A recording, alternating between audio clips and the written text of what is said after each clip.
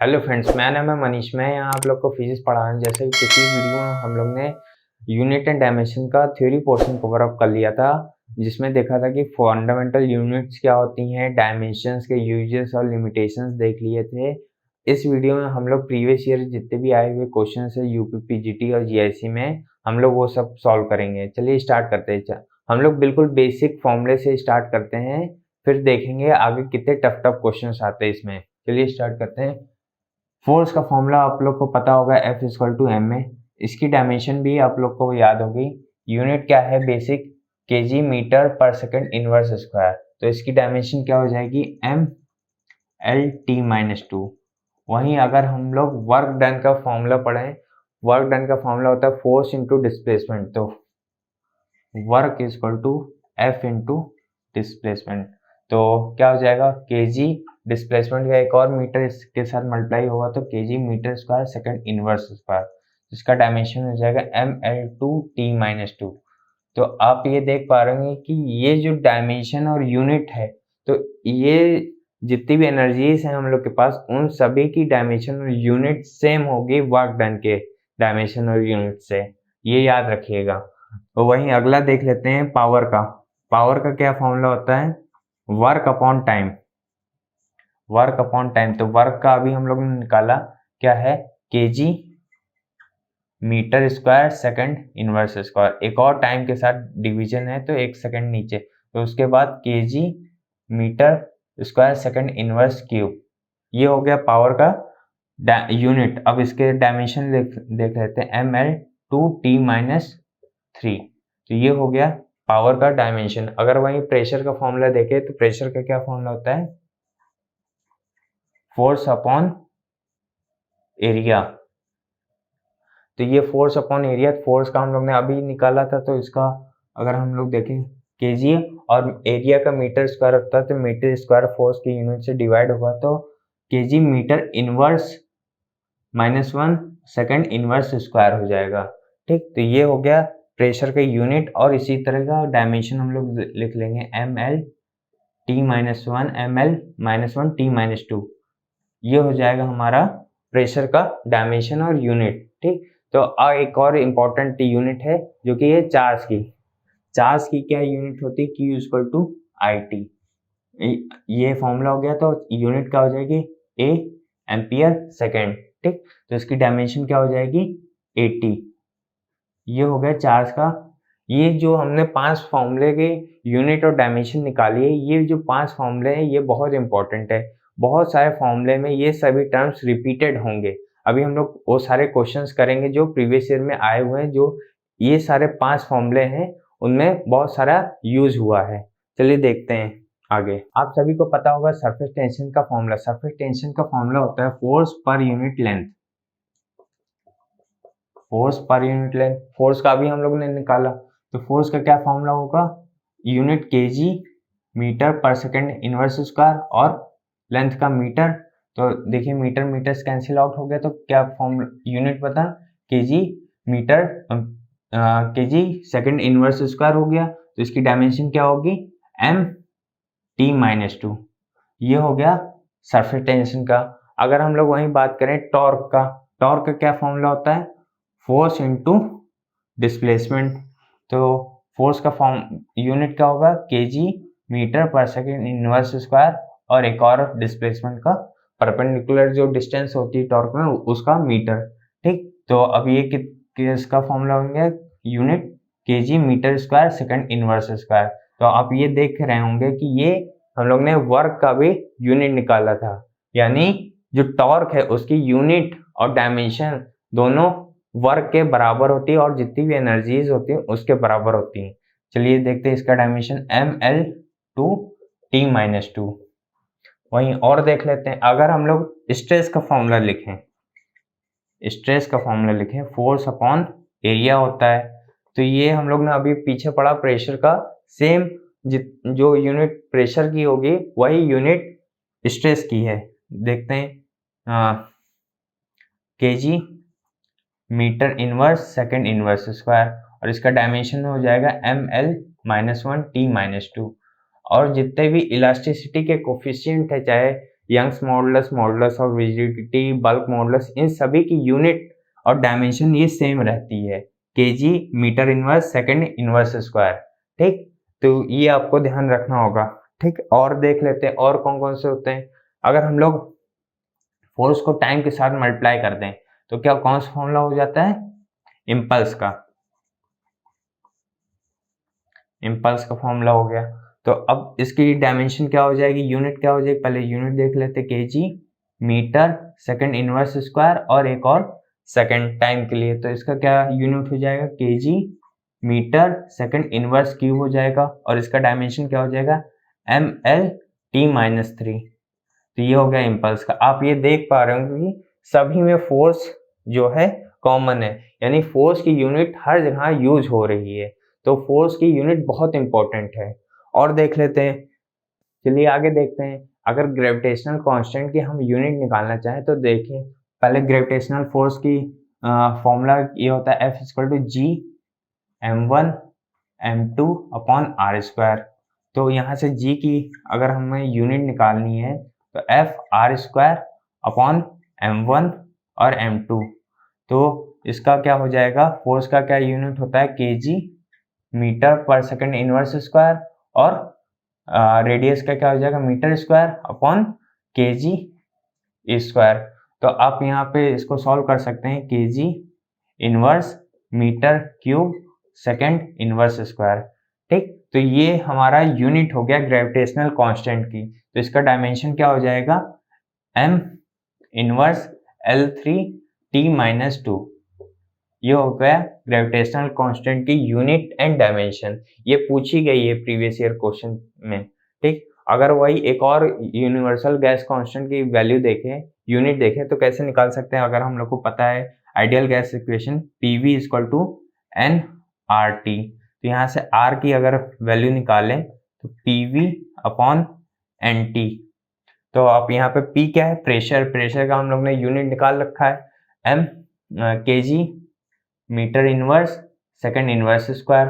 अगर वही वॉल्यूम का, मीटर क्यूब हो जाएगा, अपॉन नीचे क्या है, मोल, नंबर ऑफ मॉलिक्यूल्स क्या होता है, मोल, और टी क्या है, टेम्परेचर, टेम्परेचर के लिए केल्विन। तो अब इसको सॉल्व करते हैं तो क्या हो जाएगा, KG metre square, KG metre square second inverse square. ठीक, वहीं नीचे से जाएगा मोल इनवर्स और केल्विन इनवर्स। तो ये आप देख पा रहे होंगे ये किसकी यूनिट है, एनर्जी की यूनिट है। तो एनर्जी की यूनिट जूल। ठीक, joule, mole inverse, kelvin inverse. ऐसे ऑप्शन दिए थे और पूछा गया था कि यूनिवर्सल गैस कांस्टेंट की यूनिट बताइए, तो आपको ये वाला टिक लगाना था। ठीक है, चलिए और क्वेश्चंस देख लेते हैं। चलिए अब हम लोग देखते हैं लेटेंट हीट का क्या फॉर्मूला होता है। लेटेंट हीट के लिए निकालने के लिए Q=ml होता है। तो L, अगर L की वैल्यू अगर हम लोग निकालें, L Q/m। ठीक, तो Q क्या है, हीट है, और m क्या है, मास है। तो हीट की जो यूनिट होती है सेम एनर्जी की यूनिट होती है, जो कि वर्क की हम लोग निकाले थे। तो KG metre square second inverse square, तो अपॉन मास है तो ये केजी से डिवाइड है, तो इसका क्या हो जाएगा, metre square second inverse square. ये होगी लेटेंट हीट की यूनिट, और डायमेंशन क्या हो जाएगी, L2t-2। ये हो गई डायमेंशन ऑफ लेटेंट हीट। अगर हम लोग वहीं देखें इंट्रोपी का क्या फॉर्मूला होता है, delta Q upon delta T. ठीक, तो डेल्टा क्यू क्या, वही हीट की यूनिट क्या है, KG metre square second inverse square. और वहीं टेम्परेचर के लिए के, तो इसकी यूनिट क्या हो जाएगी, kelvin, KG metre square upon second inverse square, और केल्विन इनवर्स, के इनवर्स। ठीक, और यहीं अगर हम लोग इसका डायमेंशन लिखे तो डायमेंशन क्या हो जाएगा, mL2t-2 और थीटा इनवर्स। ये हो गया हमारा डायमेंशन ऑफ एंट्रोपी। ठीक है, और क्वेश्चन देख लेते हैं। चलिए देखते हैं प्लैंक कांस्टेंट की यूनिट क्या होती है। तो E=h न्यू। तो E क्या है, एनर्जी है, एच प्लैंक कांस्टेंट है और न्यू क्या है, फ्रीक्वेंसी है। तो यहाँ से एच निकालें तो ई अपॉन न्यू, एनर्जी का unit KG metre square second inverse square, और फ्रीक्वेंसी क्या हो जाएगी, सेकंड इनवर्स। ठीक, तो अब इसको सॉल्व करते हैं, KG metre square second inverse रह जाएगा सिर्फ। ठीक है, तो ये किसकी यूनिट हो गई, प्लैंक कांस्टेंट की। अगर हम इसका डायमेंशन निकालें तो m L2 T-1, और इसमें एक क्वेश्चन पूछा गया था कि प्लैंक कांस्टेंट की यूनिट और किस यूनिट के साथ, किस क्वांटिटी के यूनिट के साथ मैच करती है। तो अगर हम लोग देखें कि एंगुलर मोमेंटम का फॉर्मूला होता है mvr, तो यहाँ पे अगर इसकी यूनिट निकालें kg मीटर पर सेकंड और ये r की मीटर, तो इसकी यूनिट क्या हो जाएगी, KG metre square second inverse. तो आप ये देख रहे होंगे कि ये यूनिट और ये यूनिट दोनों बराबर आ रही हैं, तो यानी जो प्लैंक कांस्टेंट की यूनिट है वो एंगुलर मोमेंटम के यूनिट के बराबर आती हैं। ठीक है, चलिए और क्वेश्चन देखते हैं। चलिए देख लेते हैं वही कैपेसिटेंस की यूनिट कैसे निकालते हैं। तो हम लोग ने एक फॉर्मूला पढ़ा है Q इक्वल टू CV। तो यहाँ से C की वैल्यू अगर निकालें Q अपॉन V, तो Q यानी चार्ज, इसकी डायमेंशन क्या होती है 80, अभी हम लोग ने निकाला पीछे। और वोल्टेज की यूनिट भी हम लोग निकाल चुके हैं, क्या होती है mL2 T-3 और A इनवर्स। ठीक, तो अब इसको अगर सॉल्व करते हैं तो क्या आ जाएगा हम लोग के पास, m inverse L inverse square और T की पावर 4 और A1। ठीक है, तो ये हमारी डायमेंशन ऑफ कैपेसिटेंस आ गई। अगर हम लोग इसी का रेजिस्टेंस निकाले, रेजिस्टेंस की यूनिट निकाले, तो कैसे निकाल सकते हैं। अगर हम लोग के पास पता है कि V equal to I R होता है कि नहीं, R इक्वल टू क्या हो जाएगा, V बाई आई। अभी हम लोग ने V के ऊपर लिख रखा है डायमेंशन mL2 T-3 और A इनवर्स। ठीक,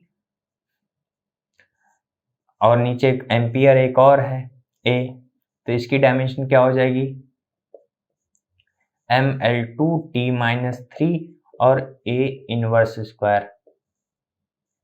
ये हमारी डायमेंशन ऑफ रेजिस्टेंस हो गई। अगर हम लोग वहीं कहे कि रेजिस्टिविटी के क्या कैसे निकाल सकते हैं, तो रेजिस्टिविटी का क्या फॉर्मूला होता है, rho equal to R A by L होता है, यानी इसकी यूनिट क्या हो जाएगी ओम मीटर, यानी ओम रेजिस्टेंस की यूनिट होती है, तो ओम के साथ एक मीटर की से मल्टीप्लाई कर देंगे, यानी इसमें एक L से और मल्टीप्लाई कर देंगे तो हमारी रेजिस्टिविटी की यूनिट आ जाएगी L2 T-3 A inverse square, और इसके साथ अगर हम लोग एक और लेंथ से मल्टीप्लाई कर दें तो इसकी यूनिट डायमेंशन हम लोग निकाल सकते हैं। ये हो गई हमारी डायमेंशन ऑफ रेजिस्टिविटी। ठीक है, तो और सारे क्वेश्चंस देख लेते हैं आगे। चलिए हम लोग और क्वेश्चंस करते हैं जिसमें हम मैग्नेटिक फील्ड की यूनिट और डायमेंशन निकालने की कोशिश करते हैं। तो हम लोग ने एक फॉर्मूला पढ़ा है F equal to Q V B. ये कौन सा फॉर्मूला है, लॉरेंस फोर्स का फॉर्मूला। यहाँ से B की वैल्यू निकालते हैं F equal to F upon Q V. ठीक, तो ये हमारा मैग्नेटिक फील्ड का फॉर्मूला हो गया। अब इसको सॉल्व करते हैं यूनिट डायमेंशन से, mL-T-2, ये हो गया फोर्स का फॉर्मूला, फोर्स की डायमेंशन, और चार्ज की डायमेंशन क्या होगी 80, और वेलोसिटी का क्या होगा L-T-1। ठीक, अब इसको सॉल्व करेंगे तो क्या आ जाएगा, यहाँ पे अब देखिए कि m नीचे कुछ है नहीं तो इसको m को ऐसे लिख दें। t देखिए एक एक अपॉन में, तो एक ये कैंसिल आउट हो जाएगा, एक ये t और एक ये t कैंसिल आउट हो जाएंगे, तो यहाँ पे सिर्फ t स्क्वायर बचेगा, और ये a एम्पियर का नीचे ऊपर जाएगा, नीचे से ऊपर गया। ठीक है, तो ये हो गया हमारा डायमेंशन ऑफ मैग्नेटिक फील्ड। ठीक, इसकी यूनिट होती टेस्ला, और एक और यूनिट होती है वेबर पर मीटर स्क्वायर। वेबर किसकी यूनिट होती है, मैग्नेटिक फ्लक्स की। ये सारे क्वेश्चंस पूछे गए हैं क्वेश्चंस। और देख लेते हैं, अगर हम लोग को इसमें इलेक्ट्रिक फील्ड की यूनिट निकालनी है तो इलेक्ट्रिक फील्ड का फॉर्मूला हम लोग कैसे लिखते हैं, F equal to Q E लिखते हैं। तो यहाँ से E की वैल्यू क्या हो जाएगी एफ अपॉन क्यू। तो आप लोग एफ का तो इतनी देर से निकालते ही आ रहे हैं, तो उसका डायमेंशन आप लोग आसानी से निकाल सकते हैं। M L T minus two upon area charge का 80, तो इसको लिख सकते हैं आप लोग M L T minus three A inverse. ठीक, तो ये किसका डायमेंशन हो गया? इलेक्ट्रिक फील्ड का डायमेंशन हो गया। अगर हम लोग ई अपॉन बी करते हैं, इनका डायमेंशन अगर ई अपॉन बी करते हैं तो किसका डायमेंशन आएगा? वेलोसिटी का डायमेंशन आएगा। इसको आप सब लोग सॉल्व करिएगा, इंपॉर्टेंट है, ये रेशियो पूछ लिया जाता है पेपर में। ठीक है, तो और अभी देखते हैं, जैसे हम लोग बायो-सॉवर्ट लॉ पढ़ते हैं, तो बायो-सॉवर्ट लॉ क्या होता है? B is equal to mu naught upon 4 pi, ठीक, upon 4 pi I D L upon R square. यहाँ से जो म्यू नॉट है, और एक और फॉर्मूला होता है फोर्स का, Coulomb's law, 1/4 pi epsilon naught Q1 Q2 upon R square. ठीक है, यहाँ से जो एप्सिलॉन नॉट है, इनका जो मल्टीपल होता है वो किसके बराबर होता है?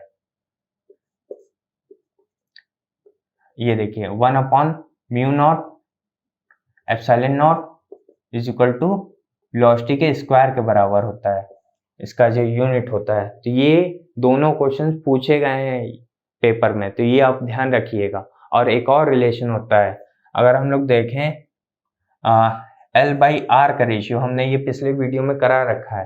तो L बाई आर का रेशियो क्या होता है? T के डायमेंशन के बराबर होता है। अगर हम लोग L बाई आर का में ओमेगा से मल्टीप्लाई कर देते हैं, यानी फ्रीक्वेंसी में मल्टीप्लाई कर देते हैं, तो ये क्या डायमेंशन देगा? नॉट का। ये किसका फॉर्मूला है? क्वालिटी फैक्टर का। ये हमने पिछले वीडियो में करा रखा है। ठीक है, और क्वेश्चन देखते हैं। चलिए कुछ इक्वेशन टाइप क्वेश्चन सॉल्व कर लेते हैं जो प्रीवियस ईयर में पूछे गए हैं। पहला क्वेश्चन पूछा गया है F इज इक्वल टू के रो की पावर अल्फा, वी की पावर बीटा और ए की पावर गामा।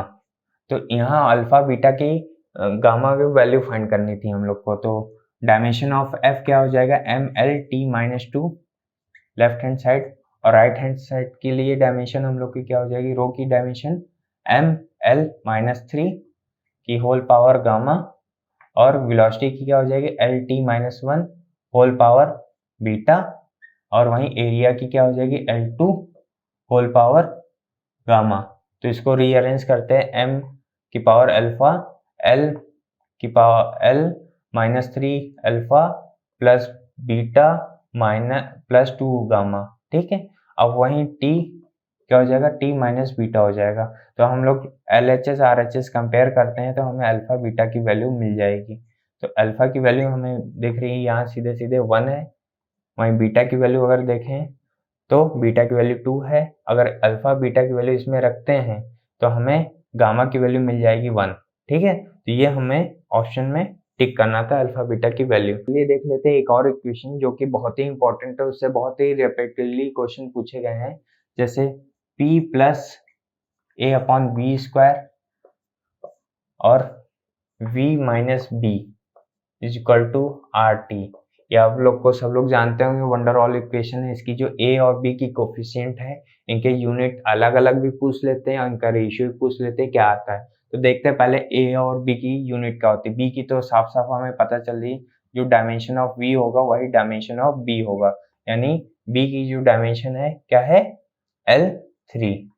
ठीक है, ये बी की डायमेंशन हो गई। वहीं ए की देखें, अगर डायमेंशन ऑफ पी जो भी होगा वो किसके डायमेंशन के बराबर होगा? ए अपॉन वी स्क्वायर के। अगर वहीं हम सिर्फ ए का देखें तो ए का डायमेंशन किसके बराबर होगा? P multiply with dimension of V square. ठीक है, तो वी यहाँ वॉल्यूम है और पी यहाँ प्रेशर है। तो प्रेशर का हम लोग ने पहले निकाल चुके हैं, तो प्रेशर की डायमेंशन क्या होगी? L M L minus one T minus two. ठीक है, ये हो गई प्रेशर की डायमेंशन। वहीं वॉल्यूम की क्या हो जाएगी? वॉल्यूम का L3 होता है और स्क्वायर है तो L6 हो जाएगा। ठीक है, तो अब इसको अंदर मल्टीप्लाई करते हैं तो कितना हो जाएगा? एम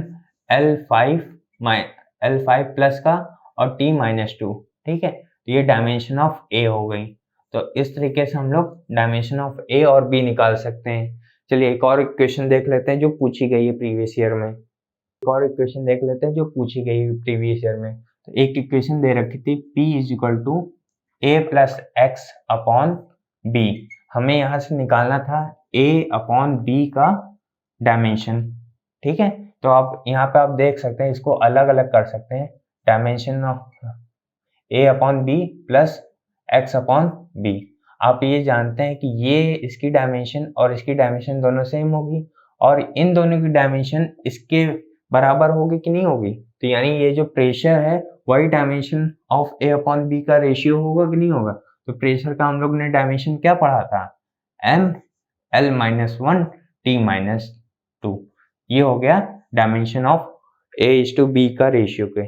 ठीक है, चलिए एक और इक्वेशन देख लेते हैं। अगर एक इक्वेशन ये दी गई थी y a is equal to X और r, ठीक, r या b मान लीजिए।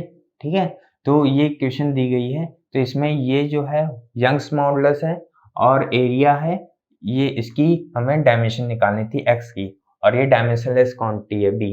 ठीक है, तो यहाँ पे देखते हैं y by a upon b, ये तो डायमेंशनलेस है।